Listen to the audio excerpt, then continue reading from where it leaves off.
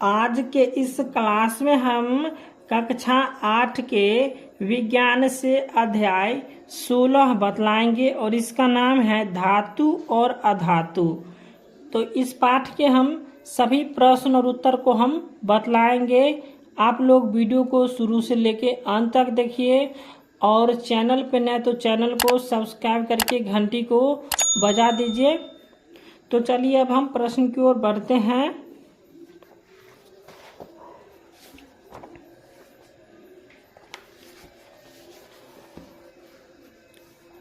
तो यहाँ पे पहला प्रश्न दिया हुआ है, सही विकल्प पर सही का निशान लगाइए। तो इसका एक में प्रश्न है, निम्नलिखित में से किसको पिघलाकर नया रूप दिया जा सकता है।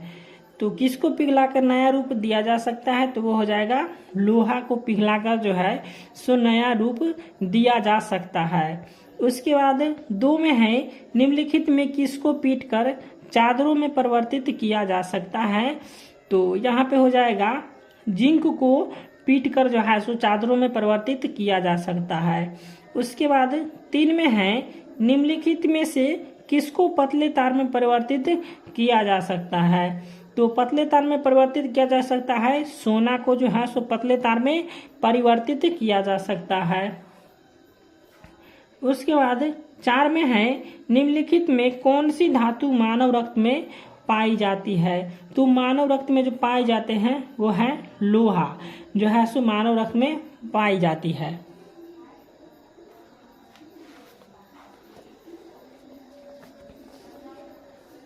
उसके बाद दूसरा प्रश्न है, रिक्त स्थानों की पूर्ति कीजिए। तो खाली स्थान को भरना है। तो यहाँ पे कौन में प्रश्न दिया हुआ है, सबसे पुराना धातु कौन है। तो सबसे पुराना धातु हो जाएगा सोना है, ठीक है। उसके बाद खौ में है, यहाँ पे खाली जगह में आ जाएगा एल्यूमिनियम की पतली पर्णिकाओं का प्रयोग चॉकलेट के लिपेटने में होता है। उसके बाद गौ में है, सभी धातु तन्य होती है। उसके बाद घ में हो जाएगा, खाली जगह में आ जाएगा पारा एक द्रव धातु है। उसके बाद अंग में आ जाएगा ग्रेफाइट एक अधातु है परंतु विद्युत का सुचालक है।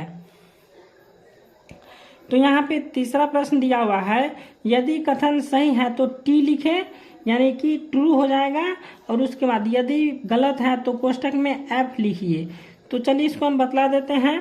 तो यहाँ पे क में प्रश्न दिया हुआ है कि सामान्यतया अधातुएं अम्लों से अभिक्रिया करती है। तो यहाँ पे हो जाएगा फॉल्स, ठीक है। इसमें एफ लिख दीजिएगा, गलत के चिन्ह पर आ जाएगा एफ और सही में आ जाएगा टी यानी ट्रू। तो यहाँ पे ख में है, सोडियम बहुत अभिक्रियाशील धातु है। तो यहाँ पे हो जाएगा ट्रू, ठीक है। यहाँ पे हो जाएगा ट्रू, यहाँ पे हो जाएगा टी।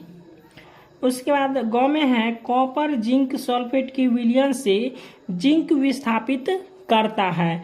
तो यहाँ पे हो जाएगा गलत हो जाएगा यानी कि हो जाएगा फॉल्स, यहाँ पे हो जाएगा एफ। अब घ में है, लकड़ी उष्मा का सुचालक है। तो यहाँ पे भी हो जाएगा फॉल्स यानी हो जाएगा एफ। उसके बाद अंग में है, कोयले को खींचकर तार प्राप्त किया जा सकता है। तो ये भी हो जाएगा गलत, तो यहाँ पे हो जाएगा एफ यानी फॉल्स हो गया, ठीक है। चलिए अब हम चौथा प्रश्न बतलाते हैं। तो चौथा प्रश्न है कि नीचे दी गई तालिका में गुणों की सूची दी गई है और इन गुणों के आधार पर धातुओं और अधातुओं में अंतर कीजिए। तो यहाँ पे गुण दिया हुआ, ठीक है, और ये हो जाएगा धातु और ये हो जाएगा अधातु। तो यहाँ पे बतला रहा है धातु में चमक जो है सो होती है, ठीक है। धातु में चमक होती है लेकिन अधातु में जो है सो चमक नहीं होती है। इसी प्रकार यहाँ पे तन्यता है। तो धातु में जो है सो तन्यता होता है लेकिन अधातु में तन्यता नहीं होता है। उसके बाद है आघात वर्ध्यता। तो आघात वर्ध्यता जो है, आघात वर्ध्यता जो है सो इसमें क्या होता है, धातु में आघात वर्ध्यता होता है लेकिन अधातु में आघात वर्ध्यता नहीं होता है। कठोरता यानी कि कठोर, धातु कठोर होता है लेकिन अधातु कठोर नहीं होता है। इसी प्रकार उष्मा चालकता है। तो उष्मा चालकता यानी धातु जो है सो उष्मा का चालकता होता है लेकिन अधातु उष्मा का चालकता नहीं होता है। उसी प्रकार यहाँ पे विद्युत चालकता, तो विद्युत चालकता यानी धातु जो है सो विद्युत की चालकता होती है, लेकिन अधातु जो है सो विद्युत की चालकता नहीं होती है। तो यही इसमें दिया हुआ था। ठीक है, तो चलिए अब हम पांचवा प्रश्न को देख। पांचवा प्रश्न है निम्नलिखित के लिए कारण दीजिए। तो यहाँ पे कारण देना है। तो यहाँ पे 5 का क में प्रश्न है, कॉपर जिंक को उसके लवण के विलयन से विस्थापित नहीं कर सकता। तो कॉपर जिंक को उसके लवण के विलयन से क्या होता है, विस्थापित नहीं कर सकता। तो इसका उत्तर हम लिखेंगे क्योंकि जिंक कॉपर से अधिक अभिक्रियाशील धातु है, इसलिए क्या होता है जो है सो वह विस्थापित नहीं होता है।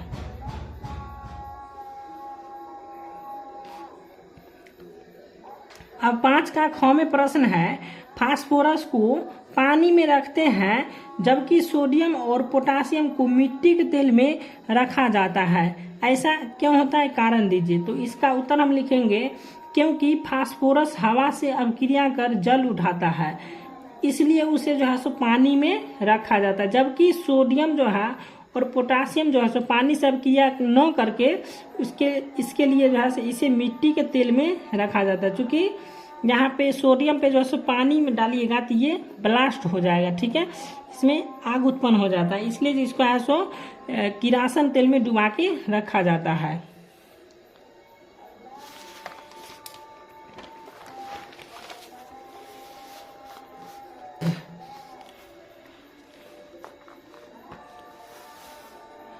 उसके बाद गांव में प्रश्न है कि नींबू के अचार को एल्यूमिनियम पात्रों में नहीं रखते हैं, इसका कारण बतलाना है।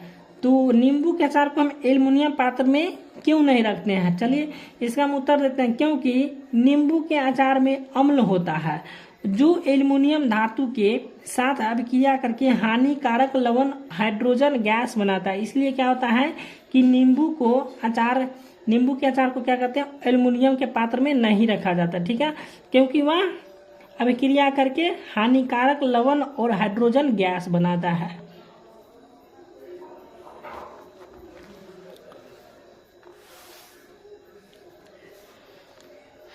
अब 7वां प्रश्न है, क्या होता है जब।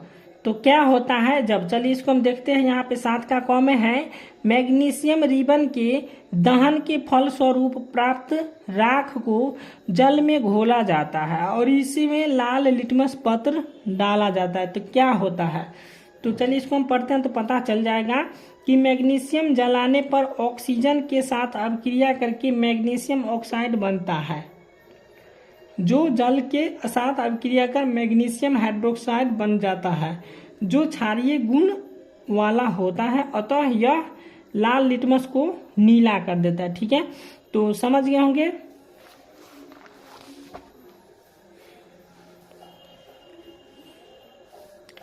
इसके बाद 7 का ख में प्रश्न है कि बंद शीशी में जलते चारकोल को डालकर पानी डाला जाए तो नीला लिटमस पत्र डाला जाता है, शब्द समीकरण लिखिए। तो यहाँ पे शब्द समीकरण लिखना है। तो इसका उत्तर हम लिखेंगे कि बंद शीशी में जलते चारकोल को डालकर पानी डाला जाए तो यहाँ पे कूल हो जाएगा, पानी डाला जाए तो यह अभिक्रिया कर कार्बनिक अम्ल बन जाता है।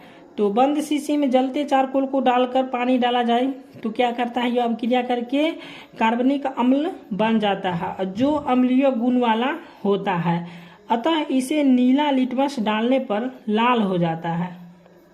ठीक है, अतः इसमें नीले लिटमस डालने पर यह क्या हो जाता है, लाल हो जाता है। चलिए अब 8वां प्रश्न को देखते हैं। तो 8वां प्रश्न है, गोलू ने एक बोतल में सोडियम हाइड्रोक्साइड का विलयन बनाया और इसमें जो है सो लोहे की कुछ पिन यानी कि कीले डाली और एक जलती हुई माचिस की तीली शीशी के मुंह पर रखा, तो जो है सो क्या होता है कि चाप ध्वनि के साथ माचिस की तीली भभक कर जलने लगी। बताइए कौन सी गैस निकली। तो इसका उत्तर हम लिखेंगे कि हाइड्रोजन गैस निकली, क्योंकि धातु के क्षार के साथ अभिक्रिया करके हाइड्रोजन गैस प्राप्त होता है। ठीक है, तो इतना ही तक प्रश्न था। तो वीडियो अच्छा लगा हो तो वीडियो को लाइक कीजिएगा और चैनल को सब्सक्राइब कर दीजिएगा।